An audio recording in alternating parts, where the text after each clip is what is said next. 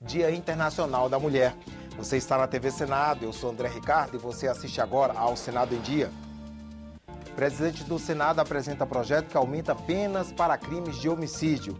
Plenário rejeita a recondução de Bernardo Figueiredo para a direção da Agência Nacional de Transportes Terrestres. O Senado lança programa de equidade de gênero e raça em comemoração ao Dia Internacional da Mulher.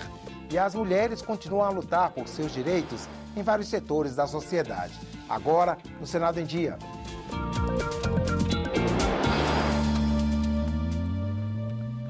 O presidente do Senado, José Sarney, apresentou um projeto que aumenta as penas para os crimes de homicídio. A proposta também dificulta o relaxamento da prisão. Ontem, Sarney fez um longo discurso no plenário sobre o estado da violência no Brasil. Da tribuna, José Sarney apresentou os números da violência no Brasil. Nos últimos 30 anos, quase 1.100.000 assassinatos. O Brasil ocupa o mais lastimável lugar, de primeiro lugar mundial, sobre homicídios. Com 3% da população mundial, nós somos responsáveis por 12% dos homicídios no mundo. Para o senador, a violência não tem limites. Somente em 2010, 4.200 mulheres morreram. No mesmo ano, 70% dos assassinatos foram cometidos contra afrodescendentes. O fato concreto é que cada um destes mortos, desta multidão de mortos, é uma vida interrompida, é uma família desestruturada, é uma sociedade dilacerada. Sarney cobrou a aprovação do Fundo de Auxílio a Familiares de Vítimas de Assassinatos. O projeto está parado há 7 anos na Câmara e criticou o fato de acusados de morte se defenderem em liberdade. Entre nós, o normal é que o assassino se defenda em liberdade, mesmo se for réu confesso. A progressão de pena também foi alvo do senador. Para ele, a sensação de impunidade é tão grande que se reflete até nos acidentes de trânsito. O discurso serviu também para apresentar um projeto de lei que pretende alterar leis penais. A proposta tem 11 itens. Entre os principais estão aumentar a pena de crimes hediondos de 6 a 20 anos para 8 a 24 anos de reclusão. Considerar homicídios simples como crimes hediondos. Aumentar as penas de homicídios praticados no trânsito de 2 a 4 anos para reclusão de 3 a 6 anos. E nos crimes de lesão corporal seguidos de morte, o juiz fica obrigado a decretar a prisão preventiva, mesmo se não houver flagrante. Quem mata no Brasil não pode se defender solto, ele tem que ficar preso, sabendo que ele extinguiu uma vida, mas que a sua também está extinta. Nós todos sabemos do grave problema de violência no Brasil. Entretanto, eu confesso daqui, deste microfone, deste plenário, que eu nunca tinha olhado os dados dessa forma tão ampla, global e completa como Vossa Excelência mostrou. Depois de muito debate, o plenário rejeitou ontem a recondução de Bernardo Figueiredo para o cargo de diretor da ANTT, Agência Nacional de Transportes Terrestres. Na pauta do plenário, 3 indicações de autoridades. Uma delas fez o clima esquentar entre os senadores. O nome de Bernardo Figueiredo, indicado para ser reconduzido ao cargo de diretor-geral da Agência Nacional de Transportes Terrestres, provocou muitas críticas do senador Roberto Requião. Ele citou o relatório do Tribunal de Contas da União, que, segundo o senador, mostrariam irregularidades na gestão de Figueiredo na ANTT. O TCU diz que também é precário o controle praticado pela agência sobre aquisições de material e a contratação de serviços pelas concessionárias.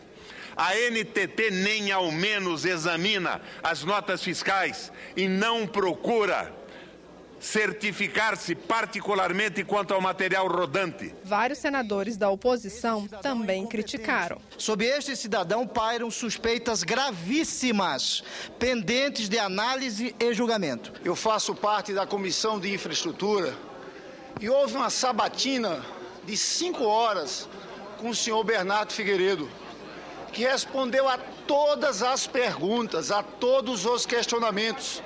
Ao final, a votação, o senhor Bernardo Figueiredo teve 16 votos favoráveis e só uma abstenção. Requião tentou adiar a votação apresentando um requerimento que foi derrubado pelo plenário, mas a maioria governista não se comportou da mesma forma na hora de votar o nome de Bernardo Figueiredo.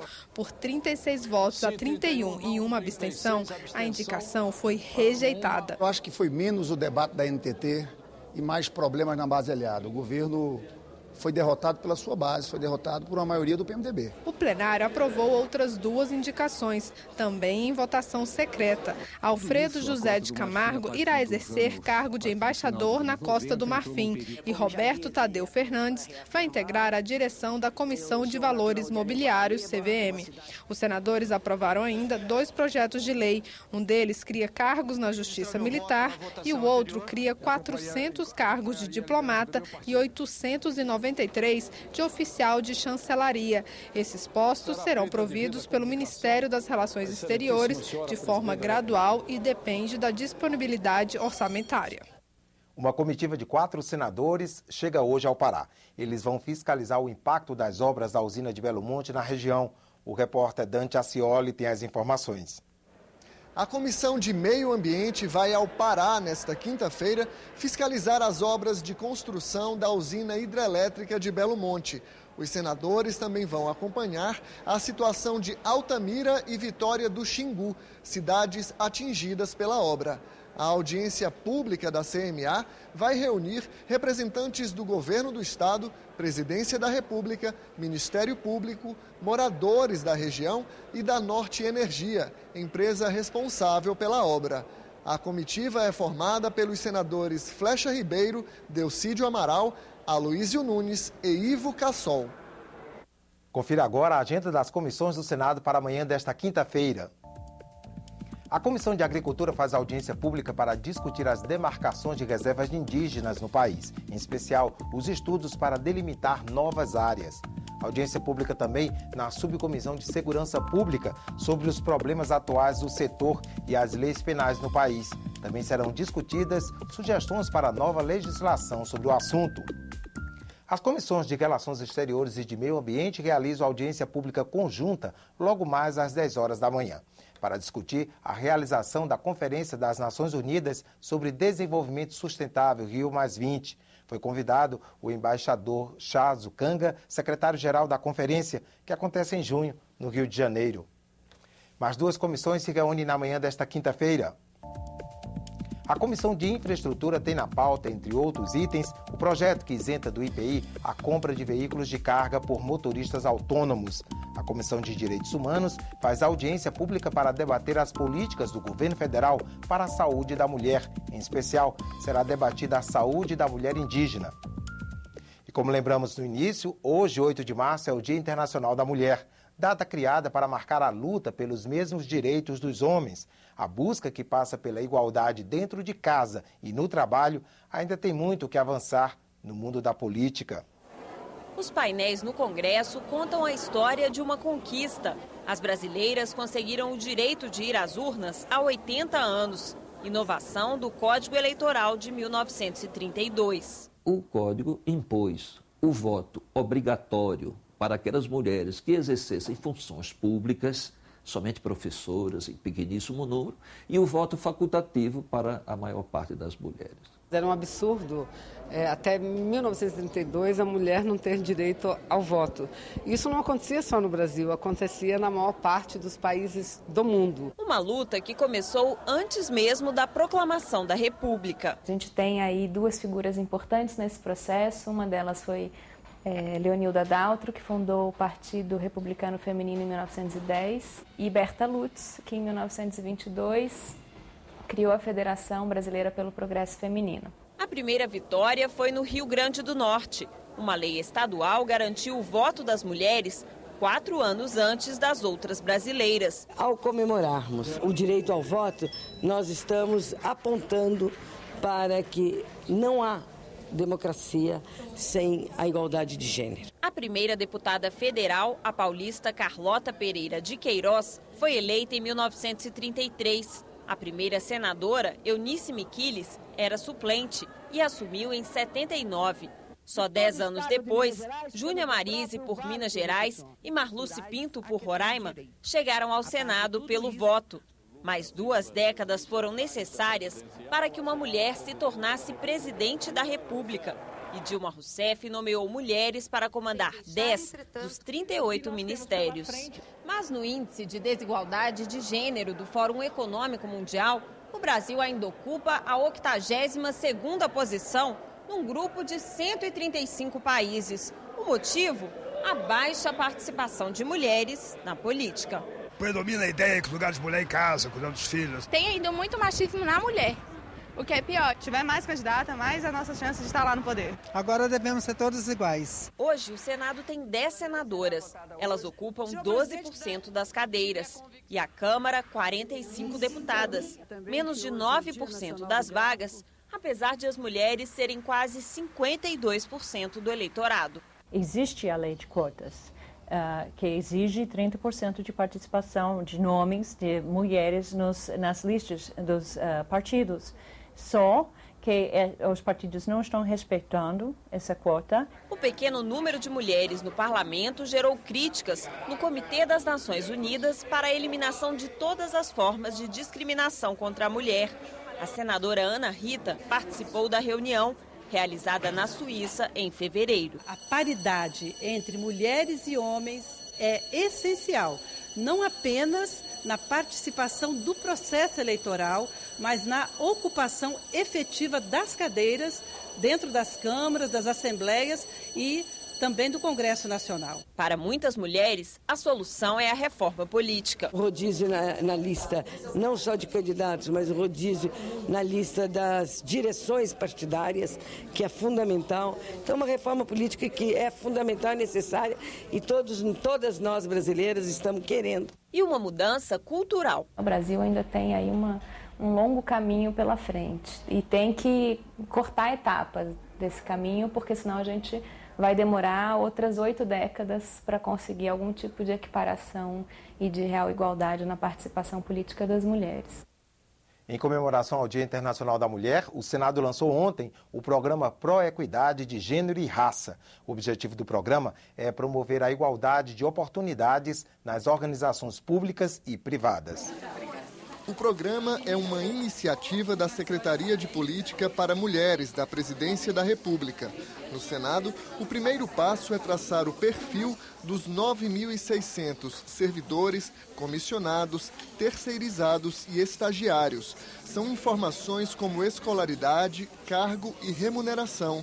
O objetivo é descobrir se existe discriminação por sexo ou raça. Sabemos nós das dificuldades que servidoras públicas e servidores enfrentam no seu dia a dia do trabalho.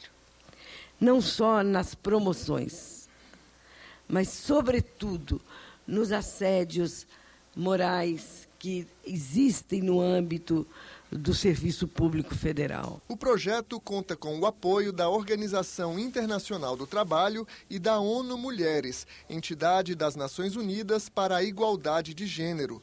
O programa está na 4ª edição e reúne 95 empresas públicas e privadas. No cotidiano das instituições, muitas vezes, por inércia, se reproduzem várias atitudes e práticas que são racistas, que são sexistas e, nesse sentido, contribuem para reforçar essas situações de desigualdade em que as mulheres e os negros, de uma maneira geral, se encontram na sociedade. A instituição que consegue reduzir a discriminação recebe o selo Pró-Equidade de Gênero e Raça. O Senado aderiu ao programa em julho do ano passado. A mesa diretora aprovou sugestão da senadora Marta Suplicy. Ninguém nunca se preocupou para saber que posição a mulher está, se as mulheres negras ou homens negros onde se encontram, se as promoções são feitas de acordo com mérito, ou são de acordo com proteção porque é homem. E o Senado aprovou um projeto que pretende punir as empresas que pagam salários mais baixos para as mulheres com as mesmas funções dos homens. A multa será de 5 vezes a diferença de remuneração. O relator da matéria na Comissão de Direitos Humanos lembra que a Constituição proíbe a desigualdade salarial entre homens e mulheres com o mesmo tipo de serviço.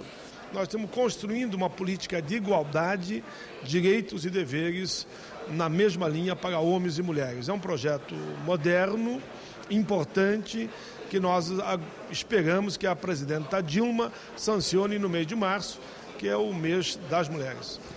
Esse projeto para a equidade salarial entre homens e mulheres deve ser votado hoje à tarde pelo plenário do Senado de forma simbólica, de acordo com o líder do governo, Romero Jucá. A ideia é garantir que a matéria esteja pronta para ser sancionada pela presidente Dilma Rousseff em comemoração ao Dia Internacional da Mulher. O Senado em Dia termina aqui.